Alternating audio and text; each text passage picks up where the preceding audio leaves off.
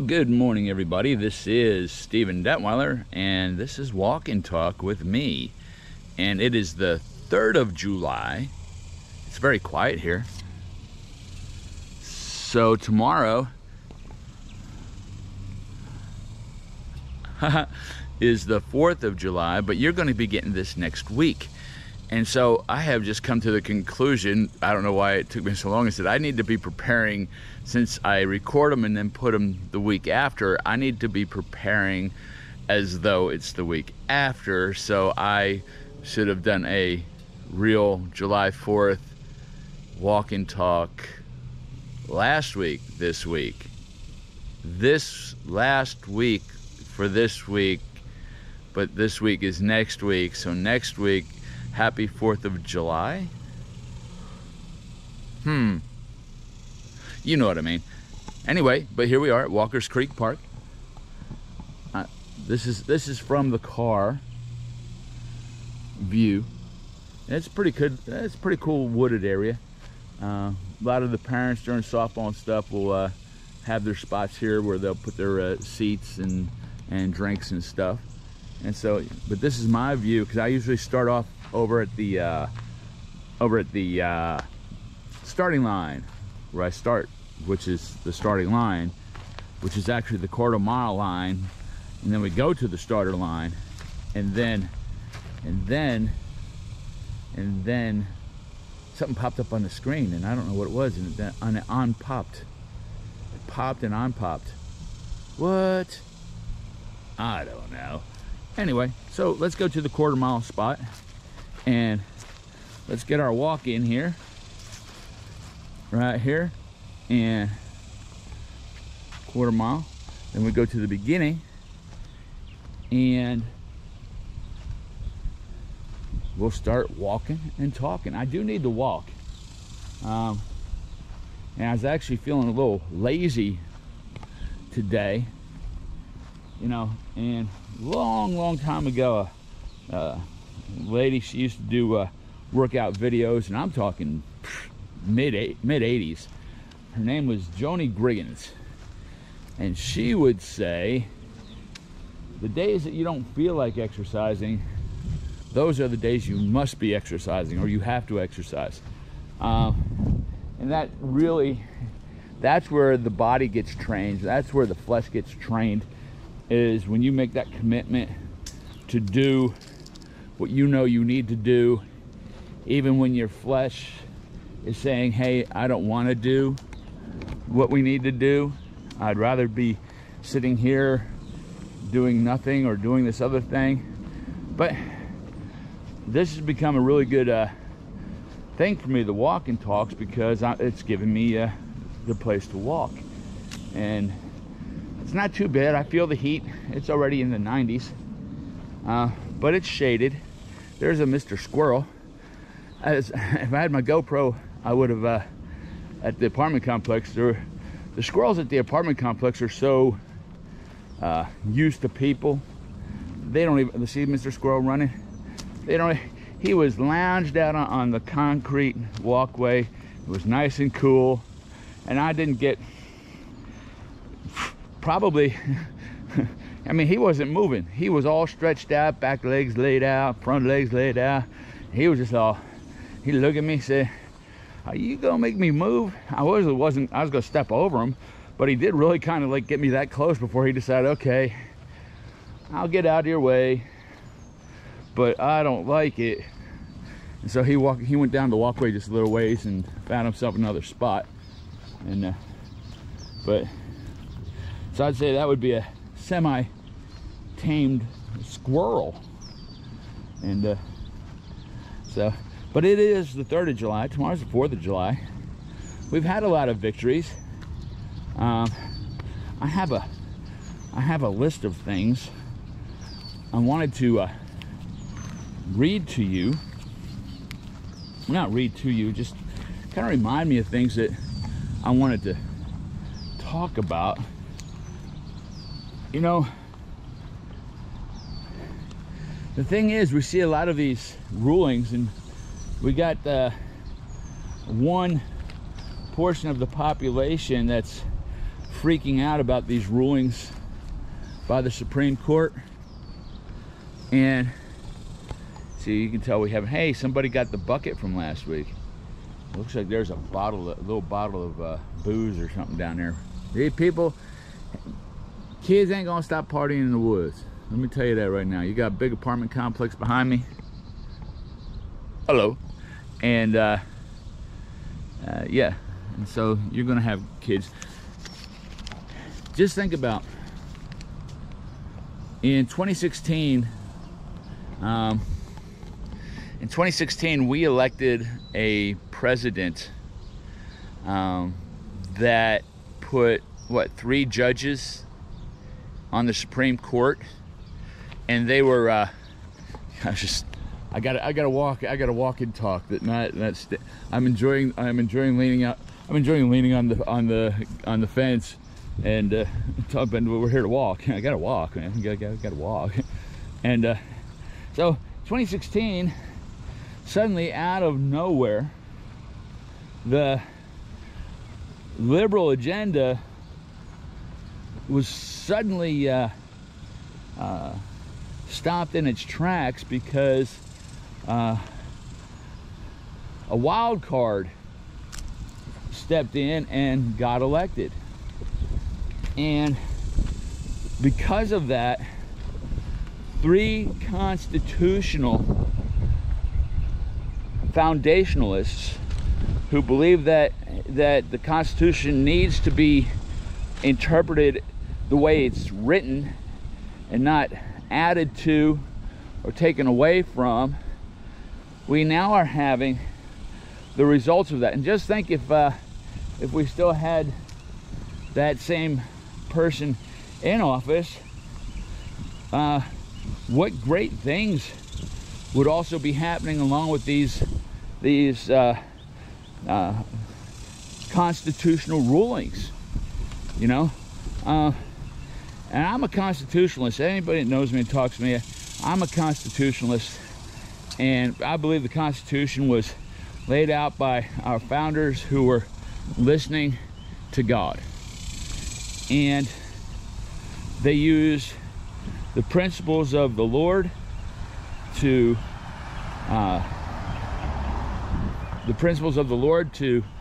set up our foundation and to bring to us in this generation a foundation on the Lord and a place of the Lord's blessing and prosperity.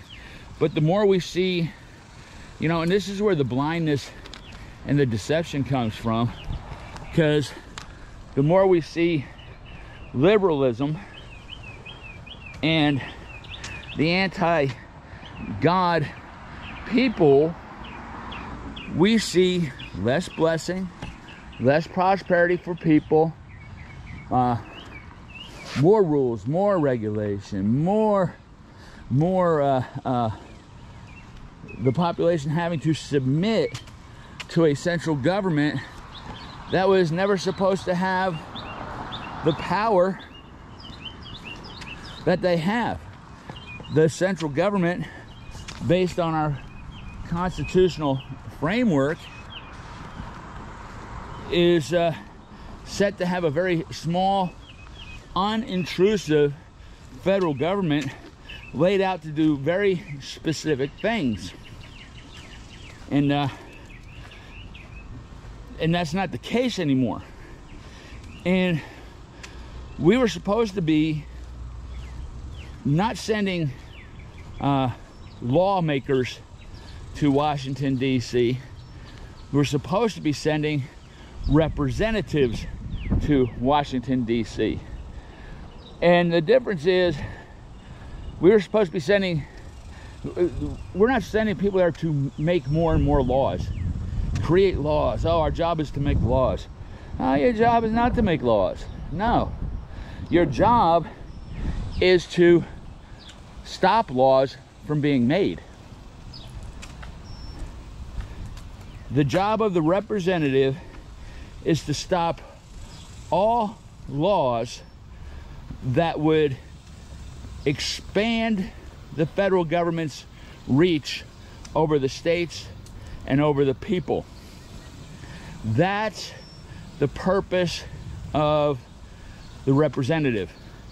That's the purpose of our, and they need to be, they're our servants to say, hey, we represent our people. No, that intrudes on state rights. That intrudes on the people's rule over you, federal government. And that was the whole purpose of the Declaration of Independence, was these 56 signers of the Declaration of Independence. And if you don't think that this country was set up under Christian values, understand that 27 of the 56 signers of the Declaration of Independence were ministers of the gospel, were pastors and preachers. And you don't think that had an influence on what they were doing, what they were saying, how they were reacting, how they were looking at things? Of course it did. Of course it did. And they set things up in a fashion so that we would not be a people ruled by tyranny. For at the time, they were a people being ruled under a king and government of tyranny. And they signed this Declaration of Independence knowingly that they were signing basically their own death warrants. Okay, we didn't have. It's funny to see, man, because the people of the colonies were armed, just like the British government's armies were armed. The people were armed, and the British government went to take away their arms. They weren't having nothing of that. They weren't going to have more and more taxes on their production and buying and everything else, sales taxes and stuff that were just putting a crimp on their livelihoods, on their lives. They weren't gonna have none of that. There are 27, no, I think it was 27, or it was either 27, I think 56 things that they laid out. It was either 27 or 56 things that they laid out that they had grievances against the crown, and that's why they were claiming independence. But remember, they knew when they signed that Declaration of Independence that they would most probably lose their lives. And if they didn't lose their lives, they're most probably going to lose all their wealth, all their possessions. Because certainly if they lost that war that they were going into, if they lost that war standing up for what is right and what is for the people, they were certainly either going to be killed or be jailed, imprisoned, with the loss of everything that they had ever worked for. But they saw it was a righteous cause, that tyranny is not the way for a people to live. Under an intrusive government is not the way for people to live. And they finally stood up and said, no, we're not doing this anymore. Generation after generation being a people being ruled and abused by a central government. And they said, nah, that ain't gonna happen. that not anymore. We're done. We're changing things. We're bringing a whole new paradigm shift to people's thinking, that it is the people that rule the people, and government is a necessary evil to have in terms of keeping a nation together that has an armed force and a way to deal with foreign governments, and giving the people and states the right to build and make their own governments in their own states, in their own communities, and be able to, if you have a community, my gosh, how many communities? I'm still old enough to remember cities that had blue laws. You couldn't buy alcohol on Sundays. Basically everything was closed on Sundays, because those communities deemed that right for them. And that's the whole purpose of this union, this thing called the United States, this experiment, that we as a people have the right to rule ourselves in a community of people that we see that we want to live with this community of people.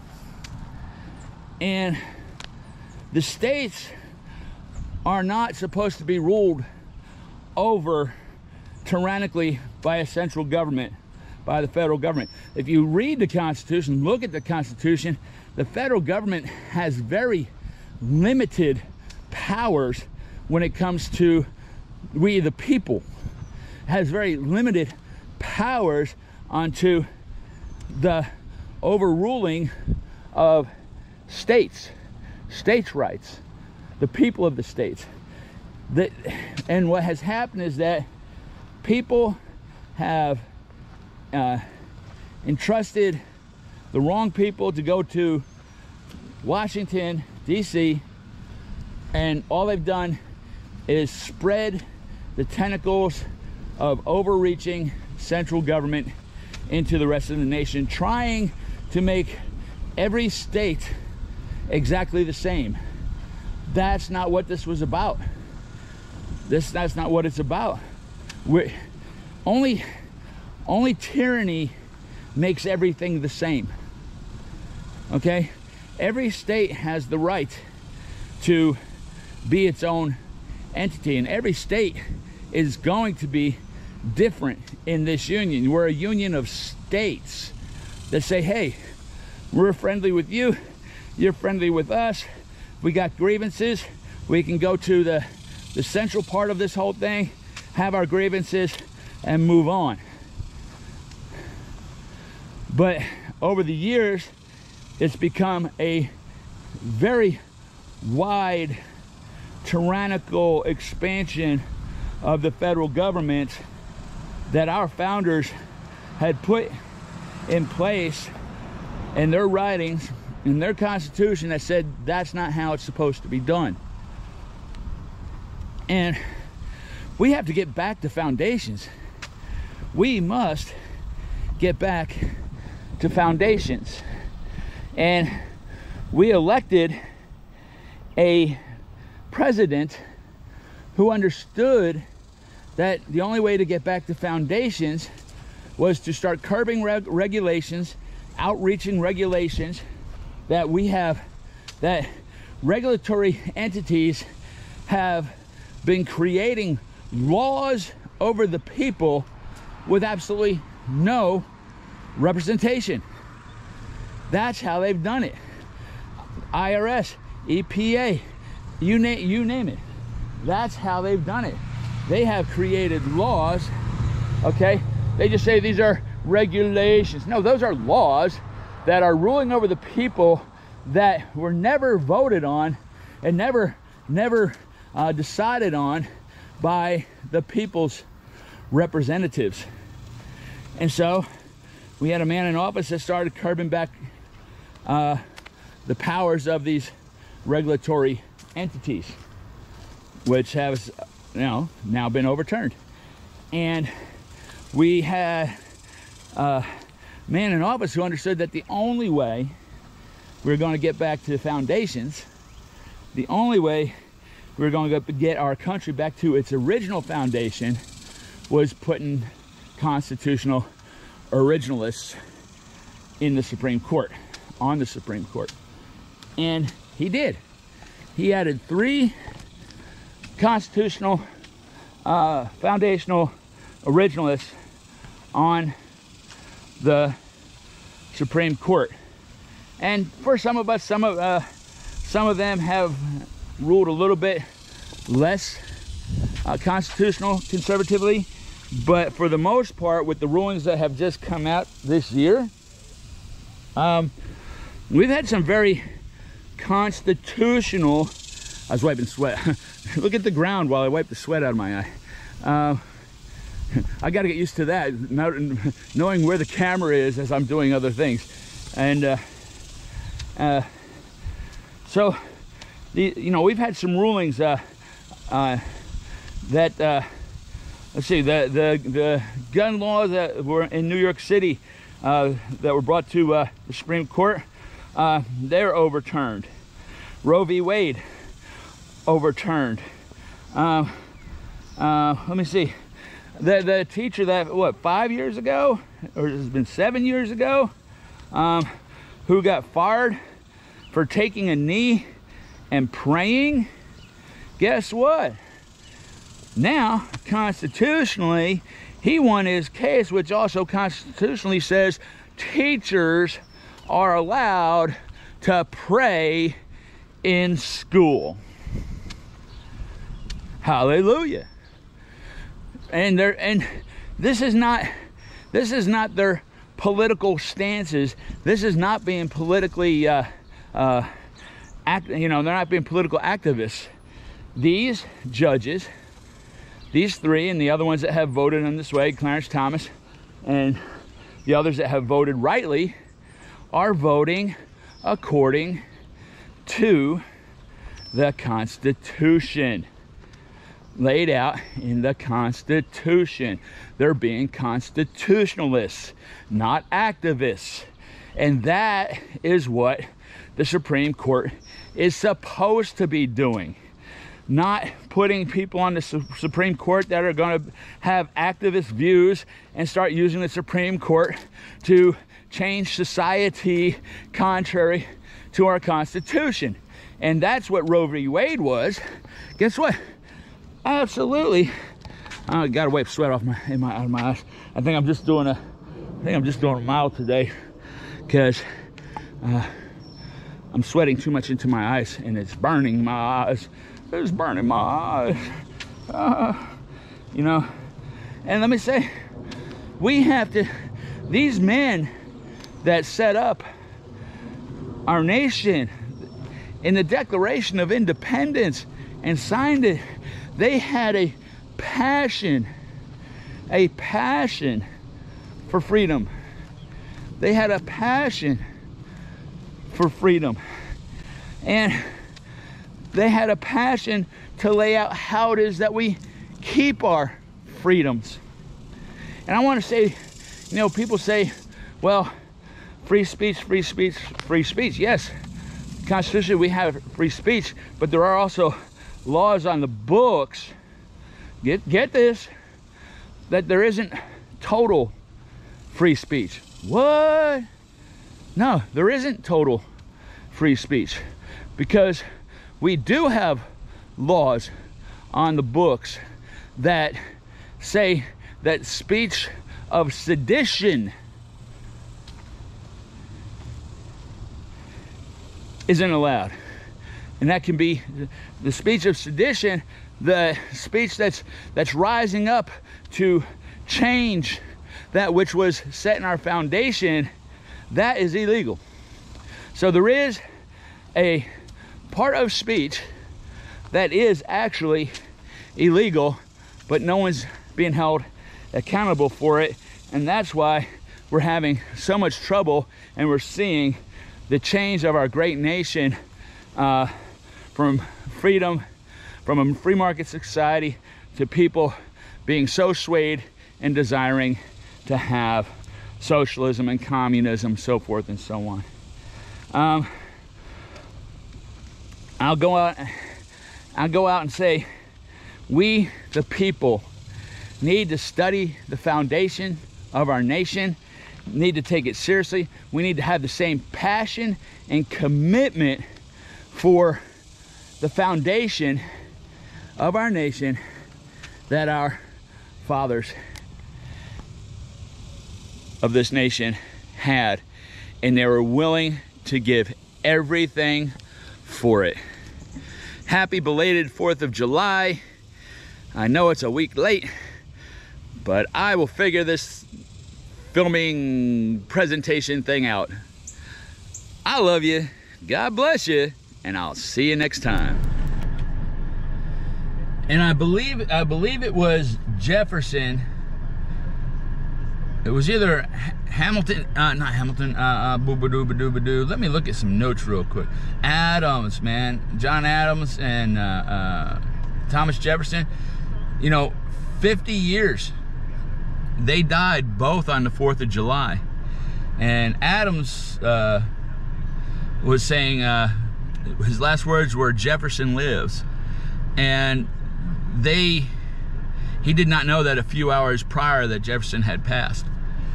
I think it was Jefferson that said, the price of freedom is eternal vigilance. The price of freedom is eternal vigilance. Again, I love you. God bless you. God bless America. And I'll see you next time.